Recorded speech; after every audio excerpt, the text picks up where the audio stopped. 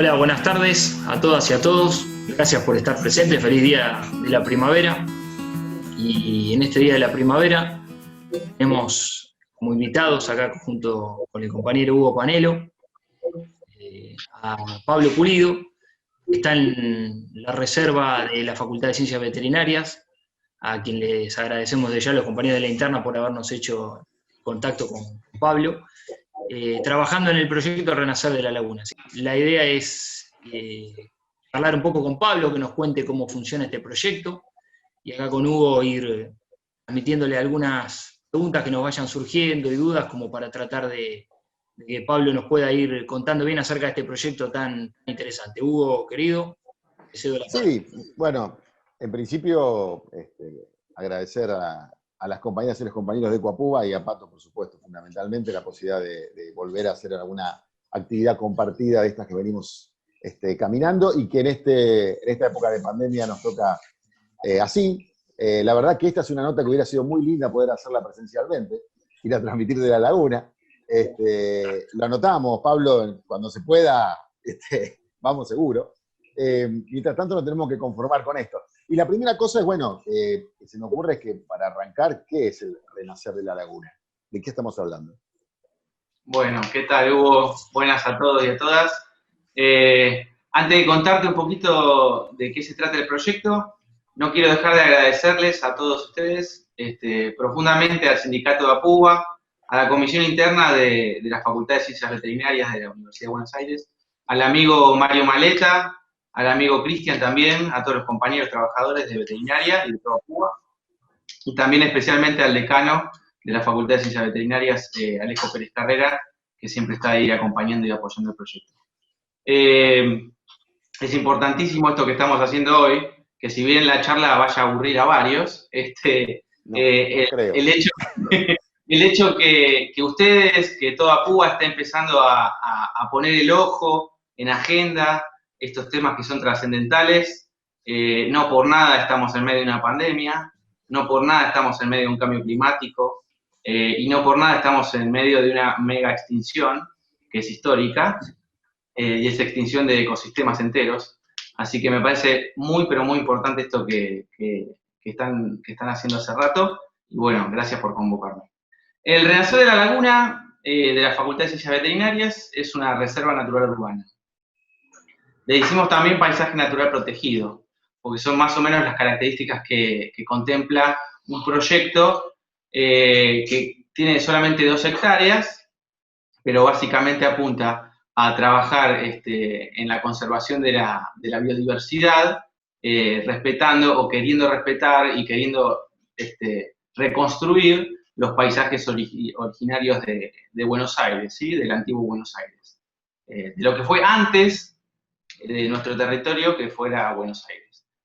Cuando quieras, si querés, podemos ir compartiendo la pantalla. El tema de la charla de hoy se llama El Renacer de la Laguna, pasado, presente y futuro. Entonces, para hablar un poco de historia, podemos hablar de historia económica, historia política, pero creo que lo más interesante en estos temas es hablar de historia natural.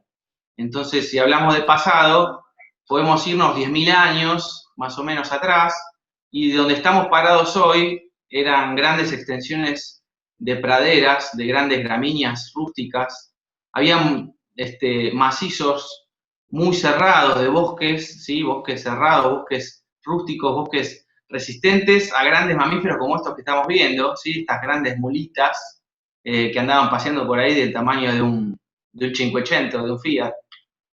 También podían ver estos enormes guanacos, le pueden llamar a la macroquenia, eran unas bestias enormes, muy simpáticas, obviamente nunca lo pudimos haber visto nosotros, pero sí nuestros antepasados convivieron.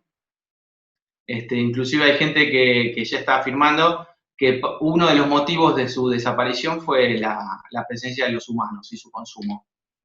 Y estos enormes perezosos, del tamaño de 2 osos uno arriba del otro, impresionante, ahí lo ven muy bien dibujado, llamado megaterio. Imagínense todo esto caminando, durmiendo, arrastrándose en el polvo, en donde hoy día estamos parados. Pasa el tiempo, ¿sí? Van desapareciendo estos megamamíferos, pero la flora mantiene muchas características de las que habían logrado, con las que habían logrado adaptarse para convivir con estas bestias. Pero la fauna va mutando, va evolucionando, y el ambiente va evolucionando hasta la llegada de la colonización, ¿no? Saltamos bastantes años, nos vamos 500, 600 años atrás solamente, también mucho más cerca, en 1700, acá hay un planito muy, muy copado, muy lindo, donde se ven los orígenes de Buenos Aires. La línea verde que está abajo a la izquierda es el riachuelo, ¿sí? Imagínense un riachuelo de solo 2 o 3 metros de profundidad. Un riachuelo que podían cruzar nadando así tranquilo, sin pasar absolutamente nada. Inclusive habían zonas donde el riachuelo era pasar caminando con el agua a la altura de la rodilla. Imagínense a la altura de Barranca Belgrano, a la altura de La Boca, a la altura de Paseo Colón, unas grandes barrancas, ¿sí? Donde la costa llegaba y el río con las sudestadas chocaba, y frenaba ese oleaje grandes extensiones de humedales, ¿no? De juncos, de totoras, de canelones, de todas especies adaptadas a ese ambiente. Pero ya empezamos a ver que el hombre blanco por lo menos, en su colonización, no solo colonizó culturalmente, sino que en el territorio. Avanzamos un poquito más, y esta foto ya es actual. Esta foto nos la regaló la amiga Laura Borse. Pasaba con el avión, y fotógrafa ella, fotógrafa de naturaleza, y tuvimos la suerte que capturara este puntito verde dentro de una de las ciudades más caras en presupuesto, ¿sí? Una de las ciudades con impuestos más caros del planeta. Sin embargo, también es, paradójicamente, una de las ciudades menos planificada, y es una de las ciudades con menos verde, ¿sí? Menos superficie de espacio verde por habitante. Eso hay que tenerlo en cuenta antes de hablar de conservación, por lo menos antes de hablar de reservas naturales urbanas, ¿sí? Este puntito verde que están viendo acá, a la izquierda es Chacarita, y lo que es a la derecha es el Parque de la Isla de la Paternal, y tenemos veterinaria y tenemos agronomía, ¿sí? Bueno, seguimos avanzando, y hace 20, 30 años, dentro de la Facultad de Veterinaria, ya estaba funcionando la facultad, una hermosa facultad con renombre. Dentro de la facultad funcionaba una granja educativa, ¿sí? Que hacía, como dice ahí el folleto, visitas educativas, que se llamaba De Campo a la Ciudad. Inclusive yo recuerdo que cuando era chiquito, mis viejos me llevaron, y con mis hermanos hicimos un campamento. Uno iba, pasaba la noche en carpa, y los guías te llevaban a recorrer de noche. Entonces ibas recorriendo y te iban mostrando cómo se comportaban los animales de granja a la tarde, cómo se comportaban de noche. Entonces, uno siendo chiquito iba teniendo vivencias con animales de granja, animales domésticos estabulados, que viviendo en una ciudad era casi imposible. Así que está bastante bueno. Pero bueno, el proyecto después desapareció por esas cosas del destino, y el terreno donde estaba emplazada esta granja educativa quedó, si bien el terreno era de la misma facultad, quedó de múltiples usos, ¿sí?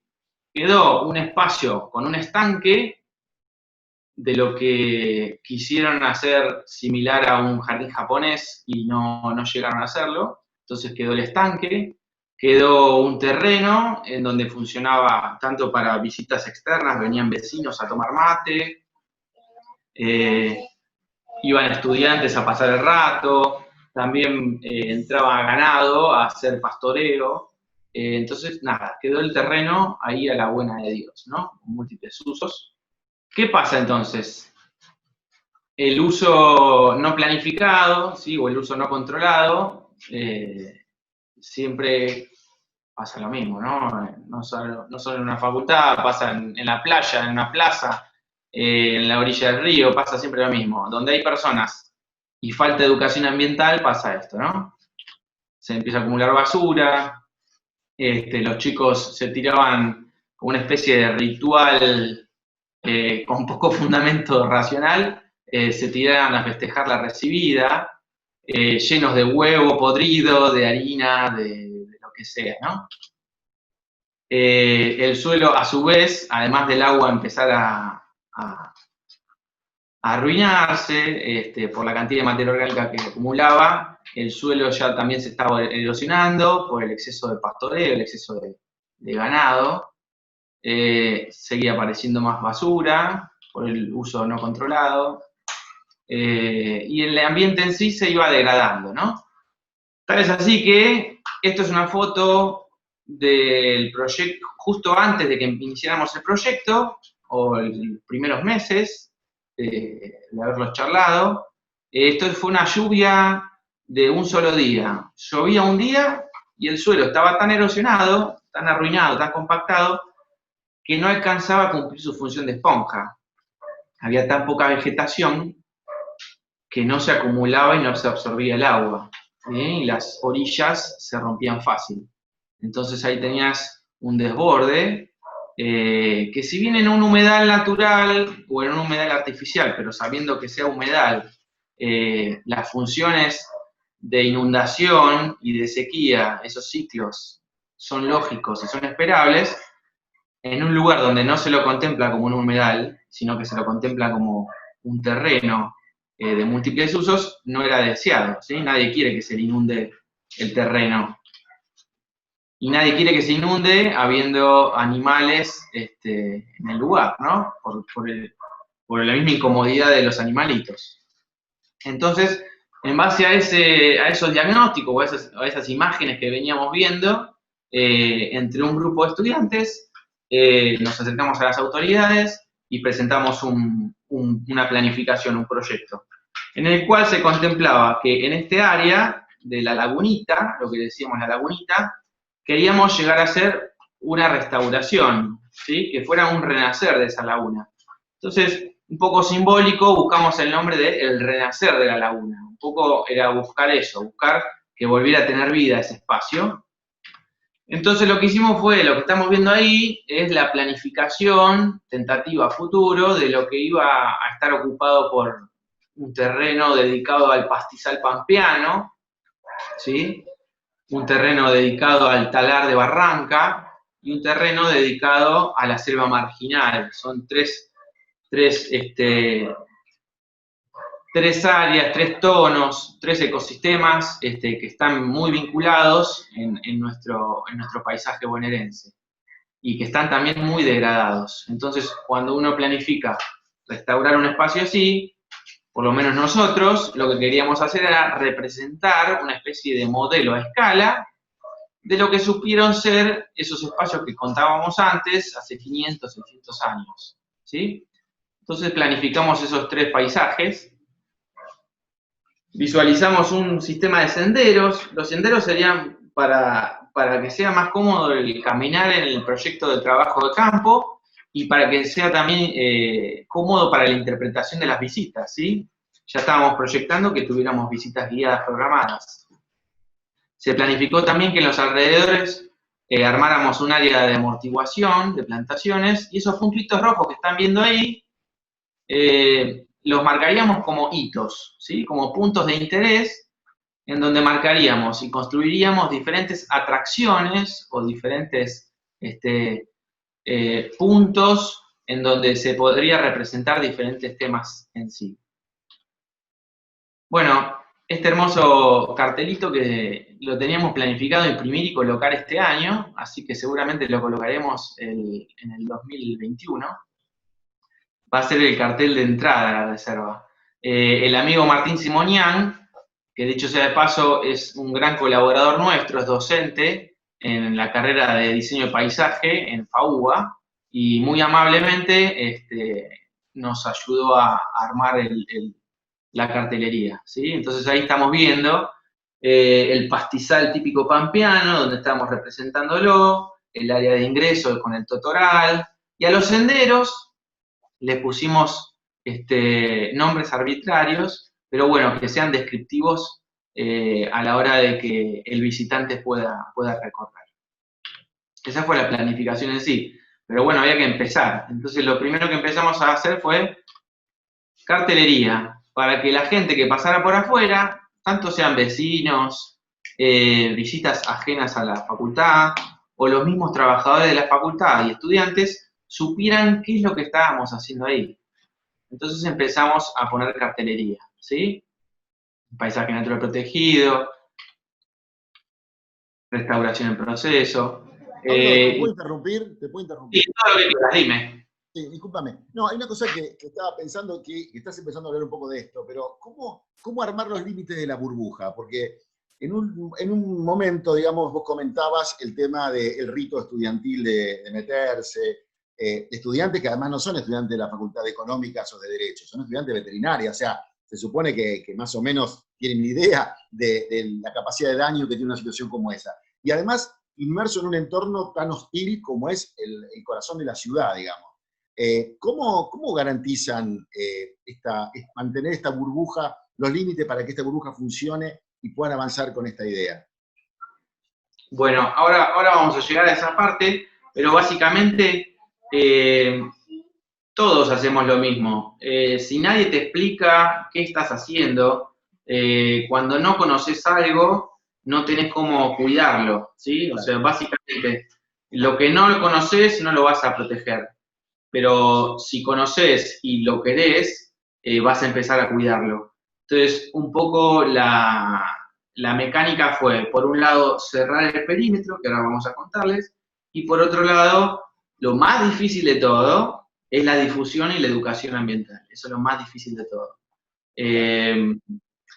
Porque para todos eso era un terreno baldío, y para todos eso era la laguna de los patos o de los gansos y de las recibidas, nada más y nada menos. En ese momento inclusive tenía muy poco valor ambiental, pero nosotros veíamos el potencial a futuro. Entonces, básicamente esas dos cosas, cerrar el perímetro y después trabajar mucho en lo que es difusión. Entonces, la cartelería es fundamental, que aún así vos podés poner mucha cartelería y va a seguir habiendo gente que pueda llegar a decir, la laguna la taparon, no sé, ahí están enterrando cosas, o sea, los mitos urbanos empiezan a crecer siempre por sobre la cartelería. Entonces es mucho el trabajo de difusión y educación. Esto fue un mirador, un poco para eso también. Planificamos un mirador que después, bueno, por X circunstancias no fue llegado a cabo, no fue aprobado, pero la idea era esa, era que la gente pase, si bien dentro de la reserva no se puede, está prohibido fumar, pero sí afuera, entonces, ¿por qué no tomar un mate, charlar con un amigo y sentarse a contemplar lo que es el paisaje que estamos pensando restaurar, ¿no? Pensando reconstruir. Entonces se hacen las primeras bases de datos, las primeras recolecciones de datos. Entonces, bueno, ahí ves dos amigazos, Nahuel y el actual decano, Alejo Pérez Carrera, que muy amablemente en su momento nos ayudó a hacer los primeros relevamientos de calidad de agua y de sedimentos. Y ahí estás viendo de atrás de los dos muchachos lo que era el terreno en sí. Era un suelo extremadamente erosionado, el pasto era cancha de golf, una alfombra, y recién ahí se estaban empezando a poner los postes para el futuro alambrado.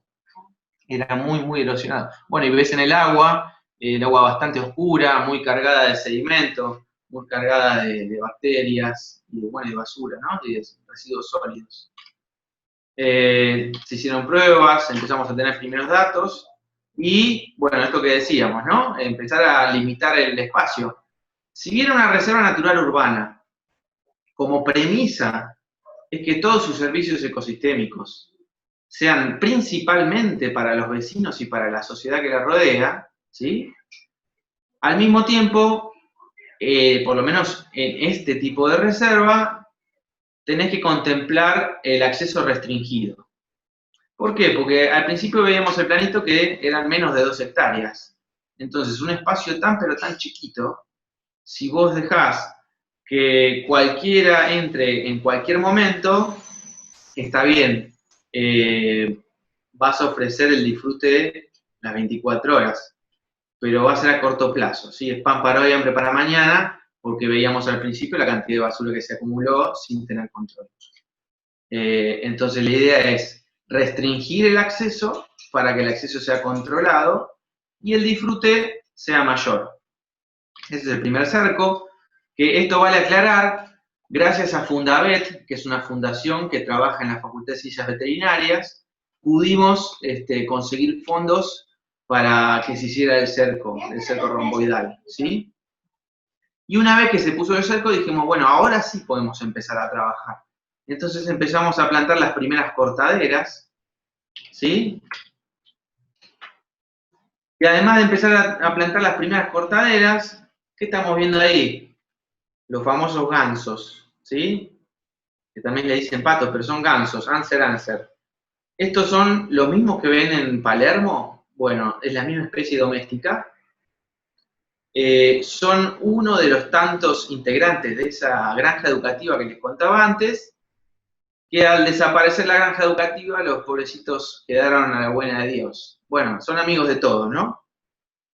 Pero por ser un animal doméstico de corral y generar un alto impacto en las áreas protegidas, en las áreas de alta biodiversidad, o que uno pretende que sean con alta biodiversidad, uno lo que tiene que hacer es correrlo, ¿sí? ¿Qué es correrlo? Bueno, es el método de exclusión no invasivo. Los arreamos y lo que hacíamos era retirarlos del terreno ese de menos de 2 hectáreas para que disfruten las otras 70 y pico hectáreas de la facultad, ¿no?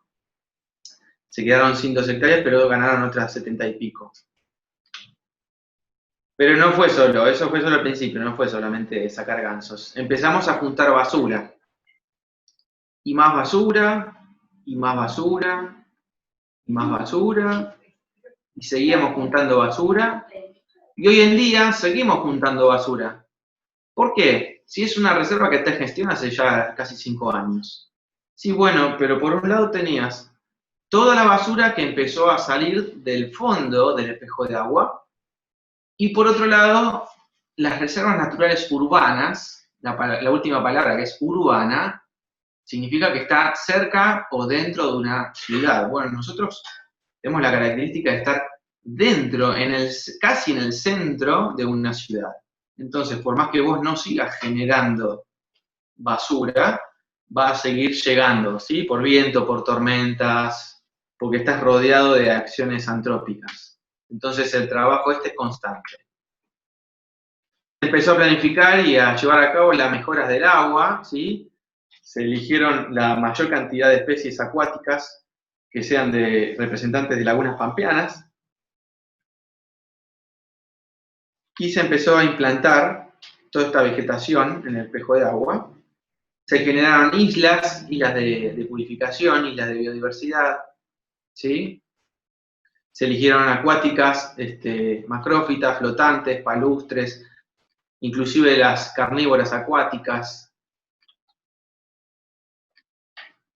Muy lindas, muy vistosas. Bueno, y esta es una foto de los primeros años y empezamos a notar mejoras. La foto de arriba es también de los primeros años, la de abajo es del año pasado. La foto de abajo es de antes del proyecto, y la foto de arriba es de un bebé de tararira, de un alevín, hace 1 año, 2 años más o menos. Se empezaron a reproducir, quiere decir esta foto, empezaron a desarrollarse. Si bien subsistían, sobrevivían, el índice de reproducción era bajo. Empezamos a notar muchos cambios en ese aspecto. Bueno, en las tortugas, además de notar la reproducción, empezamos a ver que se desarrollaban con mucha más tranquilidad, mucho mejor bienestar. Bueno, y además del espejo de agua, la reforestación en sí del monte, ¿no? El talar de barranca, el pastizal, ¿sí? Con muchos colaboradores, ahí tenemos a Mauro, a Federico, muchos amigos se sumaron. Germán, Lisandro, Diego, Miriam, toda gente muy macanuda, muy sencilla, que cuando uno le contaba el proyecto, uno decía solamente 2 palabras y la gente ya estaba ahí sumándose para donar plantas, para asesorar, para aconsejar, para poner el hombro. Pero si estamos hablando de restauración, la restauración no es solamente plantar nativas por plantar y dejar todo así que sea a libre albedrío, no. Lleva mucho trabajo de control de especies exóticas. ¿Sí? Ahí estamos los chicos combatiendo el bambú, un bambú asiático. Y esta, si bien es una foto de Google, es la única foto de Google que tengo en la presentación, me pareció muy interesante porque a la hora de planificar la recomposición del pastizal, que dicho sea de paso, el ambiente de pastizal es el ambiente en mayor riesgo de desaparición en nuestra región, y sin embargo, paradójicamente, es el ambiente que más beneficios trae a la hora de amortiguar el efecto de invernadero por la retención de carbono, ¿sí? Además amortigua el exceso de agua en las lluvias, ¿sí? Absorbe mucho y permite el drenaje de agua hacia las napas subterráneas, aporta muchísimos nutrientes al suelo, favorece la vida subterránea y la vida aérea, muchísimos artrópodos, muchísimas mariposas, muchísimos escarabajos, vienen y habitan esos espacios. A la izquierda te está mostrando el muchacho ese una pastura silvestre, y a la derecha una pastura, seguramente alguna modificación con fines productivos. Entonces, teniendo en cuenta esas premisas, lo importante que es el pastizal, lo primero que hicimos fue permitir que después de tantos años de desorden, ¿sí? De un suelo alterado, el suelo empezara lentamente a recomponerse, ¿sí? A estabilizarse. Entonces, lógico, si no tenés ganado y no tenés nadie que corte el pasto, lo primero que aparece son las miles de semillas brotando de especies exóticas. Las dejamos crecer y las empezamos a controlar para generar una cama de materia orgánica. Sobre eso empezamos a hacer planificación de una técnica japonesa que se llama Nendo Dango, o bombas de semillas. Entonces armamos con bolitas de tierra, arcilla, arena y semillas la siembra de nuestro futuro pastizal. Ahí está el amigo Maxi, está Laura y el amigo Fede haciendo las primeras siembras de bombas de semilla. Todo lo que ven a la derecha era absolutamente todo vegetación exótica. Pero la dejamos porque lo que hicimos fue generar primero una capa de materia orgánica para después permitir que empezaran a brotar la pastura que estábamos plantando. Entonces ahí la estamos controlando y después de un tiempo empezó a aparecer el flechillar, ¿no? Atrás unos talas y unos curupí. Esto es una belleza. No recuerdo la foto, pero no sé si es de Sebastián o de Miriam, pero es un fotón. Bueno, pero no solamente el bambú, sino que también tenemos invasión de mora. Acuérdense, cuando vayan a plantar algún frutal, en su casa, en su quinta, en su campo, por favor no usen mora, ¿sí? Es un gran invasor de las áreas que pretenden tener biodiversidad. Entonces, cuando vos tenés una morera adulta que está todos los años generando miles de frutos y que van a seguir siendo dispersados y te va a seguir invadiendo, vos podés o cortarla de lleno, talarla y plantar algo al lado, o hacer un control racional, un manejo racional. Lo que hicimos nosotros fue dejarla en pie, hacer anillados, que las moras y los frenos y los cipreses vayan perdiendo fuerza de a poco, pero que sirvan aún hasta que se caigan, que sirvan de percha, que sirvan de hospedaje para las hormigas, para los bichos taladro, que vengan los carpinteros a comer, que venga el ave chinchero, que venga el colibrí a posarse, que vengan las palomas. Entonces, aún siendo una especie exótica invasora, nosotros la estamos aprovechando. Y aprovechamos que estaba de pie, y ahí lo que ven en el medio es un higuerón, ¿sí? Una especie bien autóctona nuestra, como prueba de una herramienta más de control de exóticas. Esto es un poco comparativo, faltaría una foto más actual todavía, pero esta es, a la izquierda van a ver una foto del año 0, en el medio a 1 año, y a la derecha están viendo, sería ya 2 años, 3 años. Cómo va, además de recomponiéndose el suelo, y va ganando belleza, ¿no? O sea el gusto que tengas, tener esa pared verde y ese colchón abajo de pastura, cambia la imagen. Otra comparación, esto es año 0, no sé si la foto era antes o después de poner el alambrado. Fíjense el sobrepastoreo, ¿no? El pisoteo del suelo. Esto es al año y esto es a los 3 años. vuelvo, ¿eh? Ahí está. El año 0, al año y a los 3 años. Bien, ¿no? Y sigue cambiando. La dinámica sigue, esto no va a terminar nunca. ¿Sí? Esto va mutando y la dinámica de ese ambiente siempre avanza. Uno lo que tiene que hacer es acompañarlo. Si este ambiente recuperado así como está, parcialmente recuperado, uno lo deja intocable, vuelve el fresno, vuelve la morera y vuelve a degradarse, ¿sí? Porque recordemos que estamos dentro de una ciudad. Dentro de una ciudad mal planificada. Dentro de una ciudad donde el 80% del arbolado urbano son especies exóticas invasoras. Y de ese 80% son solo 5 especies. ¿Sí? Son solo 5 especies. Hay exóticas invasoras y además hay pobreza de biodiversidad. Así que imagínense la presión a la que está sometida una reserva natural urbana. ¿Sí? No nos conformamos. Queríamos adelantarnos, queríamos ganar tiempo o queríamos empezar a tirar la balanza para el otro lado. Entonces lo que hicimos fue empezar a investigar, a capacitarnos y a generar refugios de fauna, ¿sí? Puede haber alguien que diga, pero está mal, son artificiales. ¿Por qué no esperás a que vengan solos? Y porque plantar un árbol o una herbácea o una pastura, recomponer un ambiente, lleva sus meses, sus años, sus décadas. Mientras tanto, nosotros queremos beneficiar a corto plazo a la fauna.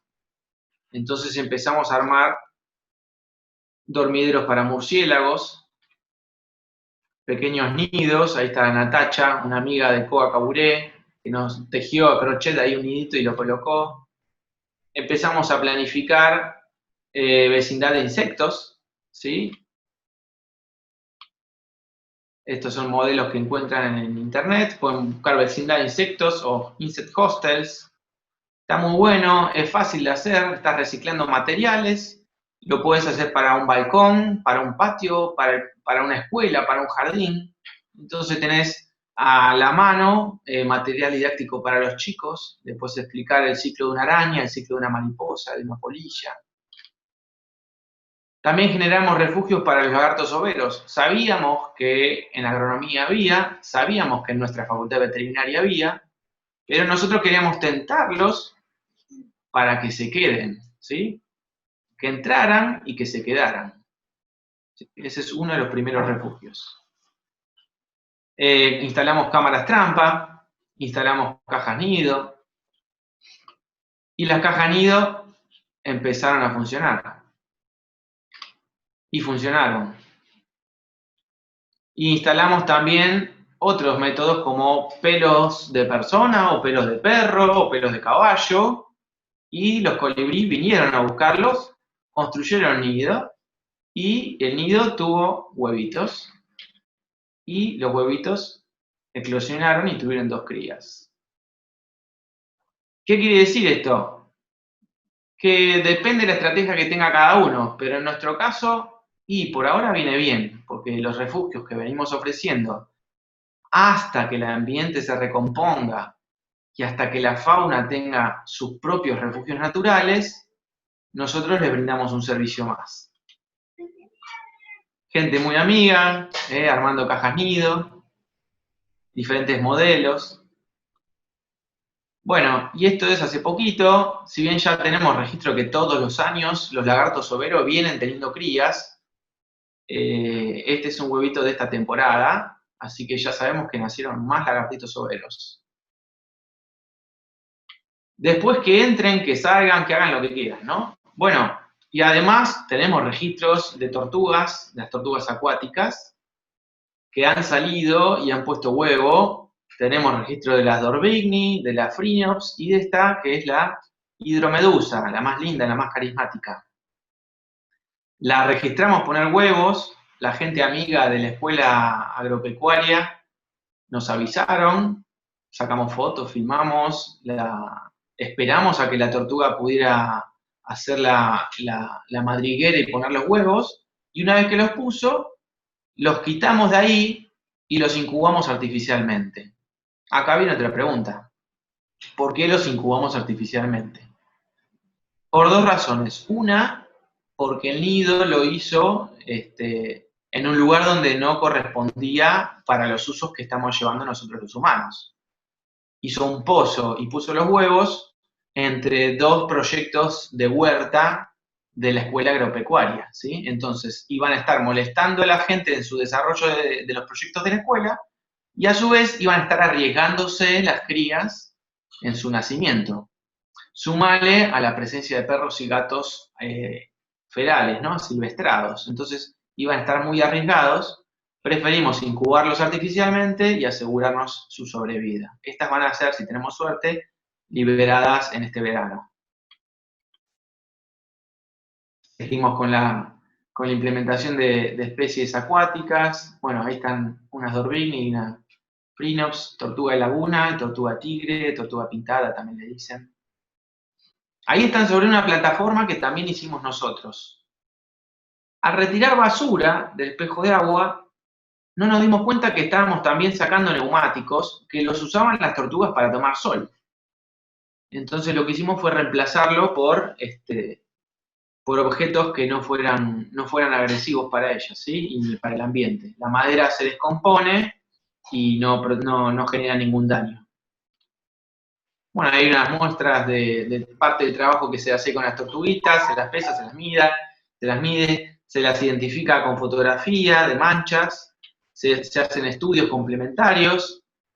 Tenemos la suerte de haber generado esta reserva dentro de la Facultad de Veterinaria y la enorme suerte de que dentro de la Facultad de Veterinaria tenemos un hospital escuela con profesionales de altísimo renombre y gente muy humana. Ahí está el amigo Diego Álvarez, que siempre nos ayuda con los relevamientos y con los seguimientos de los ejemplares que le llevamos.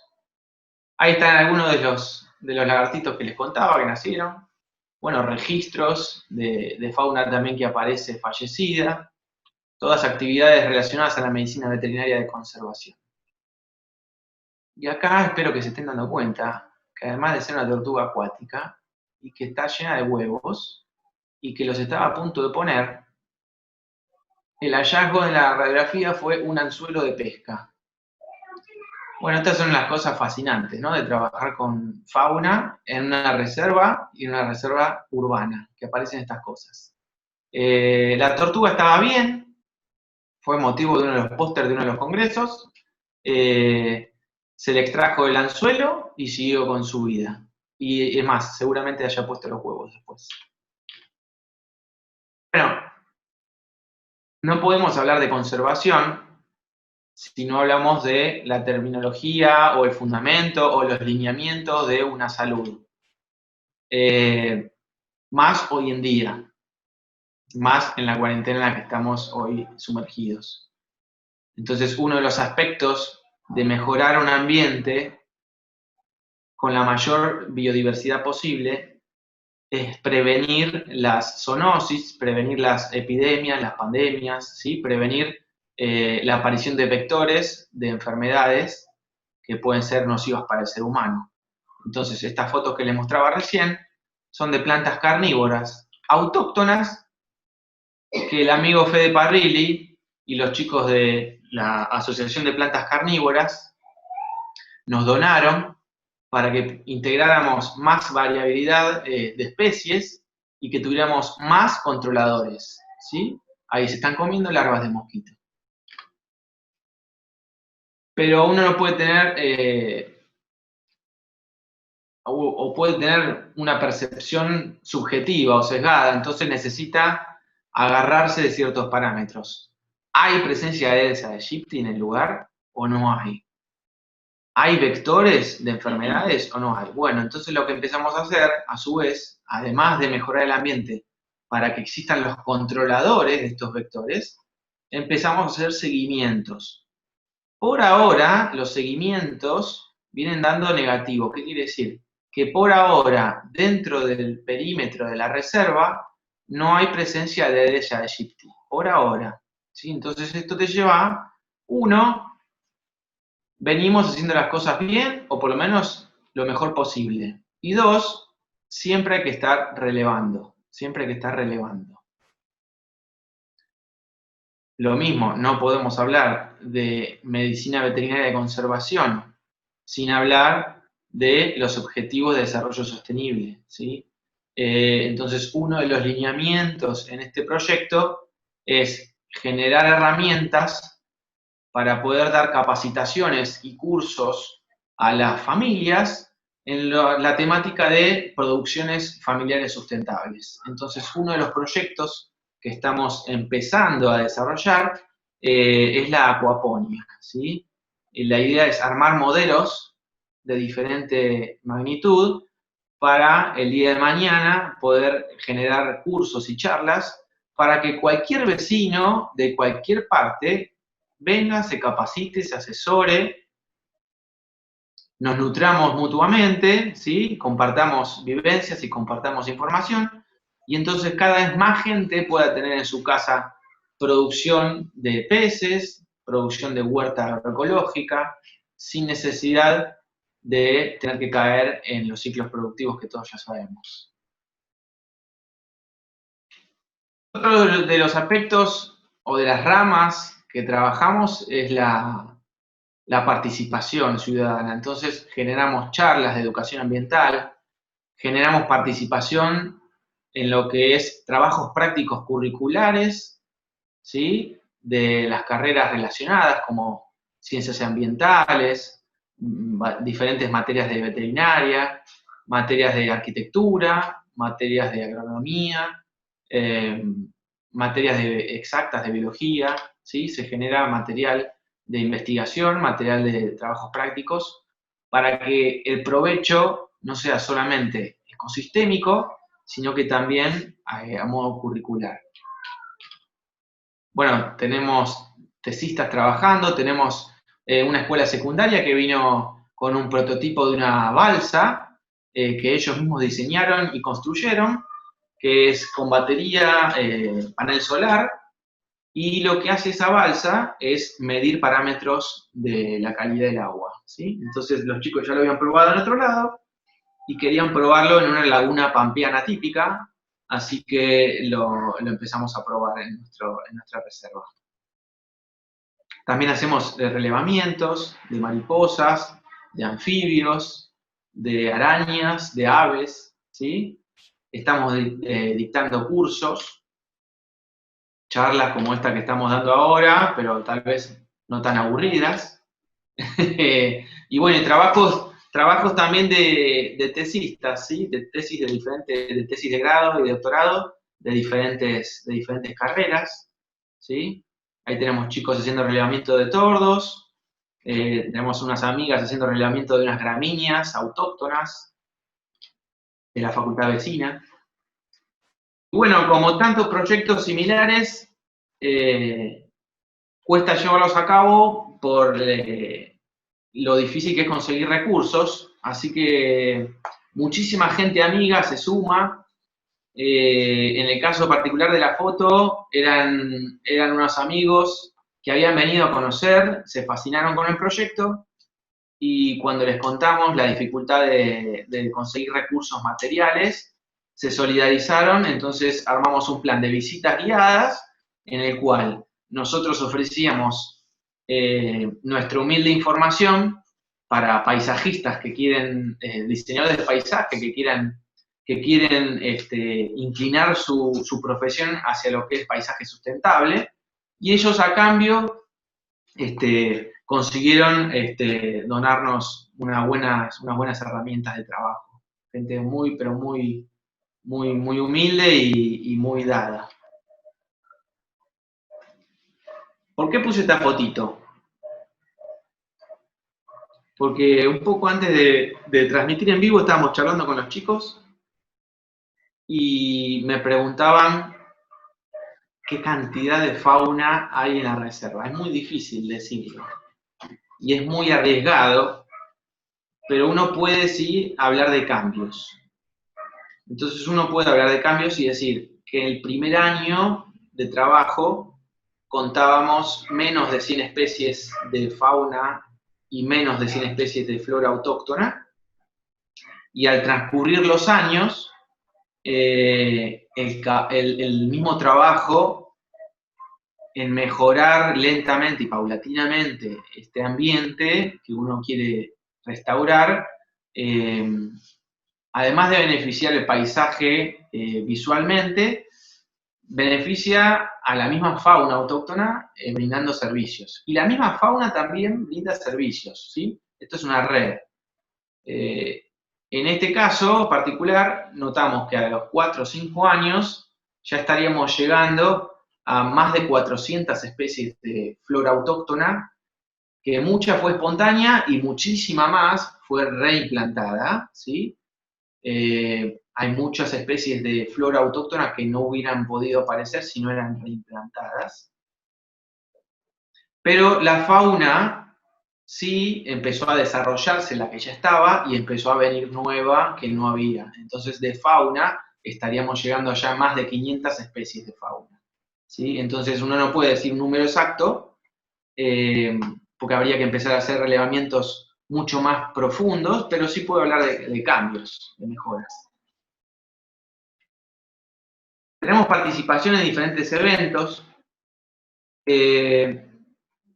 Esta participación en eventos sirve o beneficia en diferentes aspectos. Uno es poder brindar a la sociedad o a la comunidad científica o a la comunidad educativa, brindar un montón de información que si no queda de la puerta para adentro, ¿no? De la carpeta del Drive para adentro. La idea es abrir las puertas y que la gente, que los vecinos, que la sociedad empiece a aprovechar de diferentes maneras la información que estamos consiguiendo.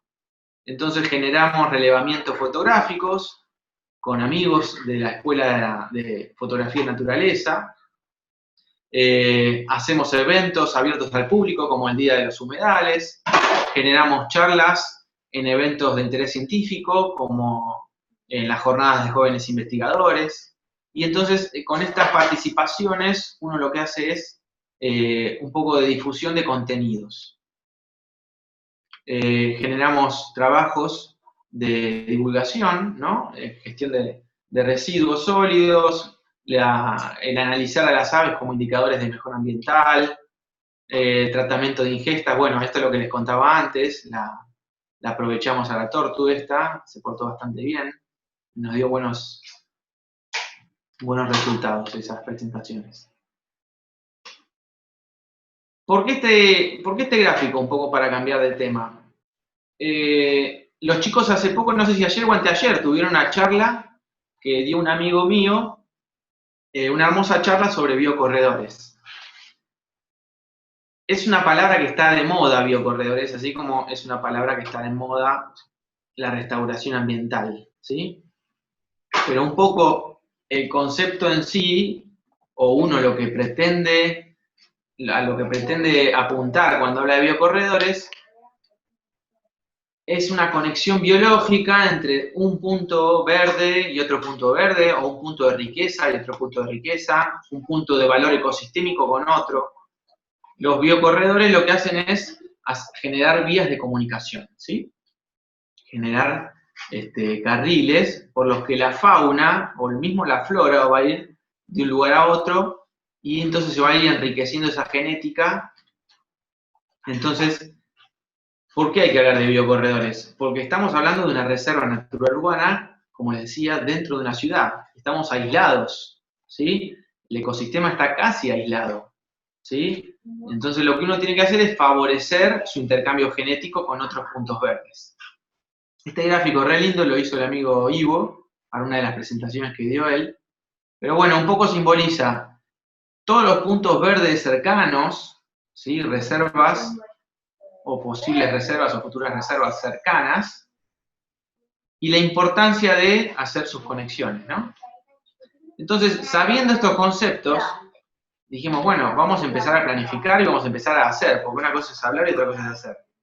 Entonces empezamos por lo más chico, y lo más chico fue empezar a generar áreas de amortiguación alrededor de la reserva, y que esas áreas de amortiguación empezaran a conectarse con pequeños corredores hacia los pequeños puntitos verdes dentro de la facultad, de veterinaria, obvio, ¿no?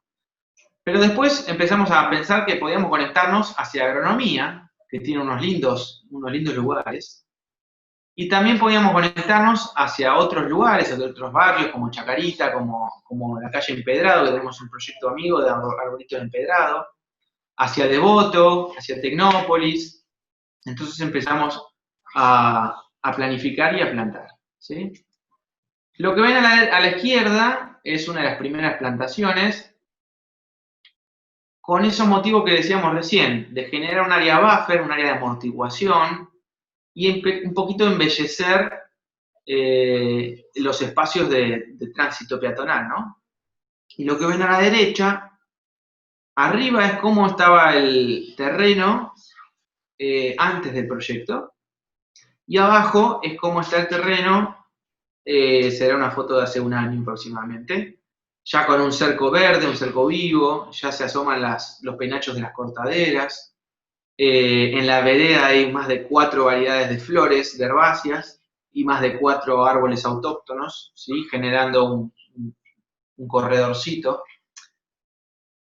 Esto no es un corredor porque no está conectando un punto con otro, pero sí empieza a beneficiar, empieza a proteger la reserva desde el lado de afuera. Entonces empezamos a proyectar, bueno, ¿para dónde nos podemos ir conectando? Y un punto lindo a conectar sería el Parque Sarmiento, otro punto es el humedal de Tecnópolis, otro punto a conectar sería Centenario, otro punto a conectar sería Chacarita, y entonces empezamos a hacer. Y uno de los corredores que ya comenzamos es el corredor que une el Renacer de la Laguna con Chacarita, ¿sí? Entonces le pusimos simbólicamente el Renacer del Gran Parque del Oeste. Ese ya lo comenzamos. Y comenzamos también en Chorrarín. Para los que ya lo vieron, están hermosos los aromitos que plantamos. Y para los que no lo vieron, post pandemia, pueden darse el gusto de recorrer Chorrarín, desde Chorrarín y Guarnes hasta Chorrarín y Las Vías de la estación Arata. Hicimos una plantación de aromitos de porte grande, semiadultos eran, fueron donados por SEAMSE. La verdad que una gente muy, pero muy macanuda. Nicolás Dobler estuvo ahí intermediando, estuvo también intermediando la gente del APRA, nos facilitó la logística y la plantación, estuvo también la gente de la Comuna 15. ¿Por qué? Porque veían que esto iba a favorecer el proyecto del corredor biológico de Comuna 15, y además estuvo la gente de arbolado urbano del gobierno de la ciudad. Sí, aunque no me crean, estuvo la gente de arbolado y también quedaron conformes. Así que fue una muy, pero muy linda plantación. Todos los amigos ahí plantando, una actividad hermosa. No sé cuántas personas seríamos, no sé, tal vez llegaremos a las 200, pero por más que fuéramos 10 personas, lo disfrutáramos muchísimo. Bueno, y estos son proyectos que generamos también desde la reserva, pero también para hacer complementario con más gente, ¿no? Entonces, ya estuvimos charlando con los amigos del Jardín Botánico Carlos Tais, estuvimos hablando con los amigos de SEAMSE, con cualquier organización que quiera sumarse con un bien común, ¿no? Entonces esto está proyectado, es un corredor biológico morfo. La idea es conectar un punto de valor biológico, como es el Renacer de la Laguna, con más de 60 especies de mariposa, con el Jardín Botánico Carlos Thais, otro punto de valor biológico, con su buena cantidad de mariposas, que además tiene un proyecto de reproducción de mariposas. Entonces, sería también un trabajo biológico y un trabajo de educación ambiental. Pero como no nos quedamos con las acciones en el campo, también empezamos a hacer un poquito de educación ambiental en las redes. Es una herramienta y es una tarea en sí muy difícil, la educación ambiental. Nosotros la hacemos como complementaria, la educación ambiental, no somos especialistas, para eso hay gente que se dedica, que estudia, que trabaja. Nosotros usamos la educación ambiental como complementaria a nuestro trabajo, ¿sí? Entonces lo que hacemos es trabajar reeducando, deconstruyendo ideales sobre especies tabú, como son las serpientes.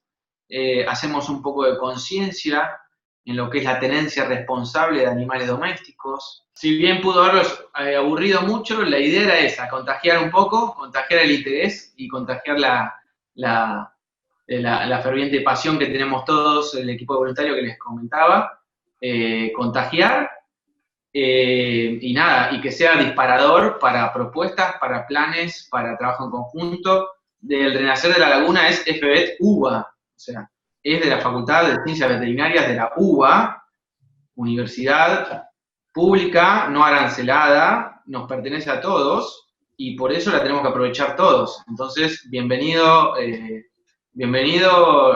cualquier propuesta que surja en conjunto y tienen, bueno, ya sabes, como te contaba antes, tenemos un viverito de autoabastecimiento que si bien es muy humilde, nos sirve como satélite para compartir genética rioplatense y así que surgen reforestaciones, surgen trabajos de banco de semilla, de germinado multiplicado entre todos, nada, surgen un montón de proyectos solamente con las ganas de hacer. Así que bienvenida a cualquier propuesta y muchísimas gracias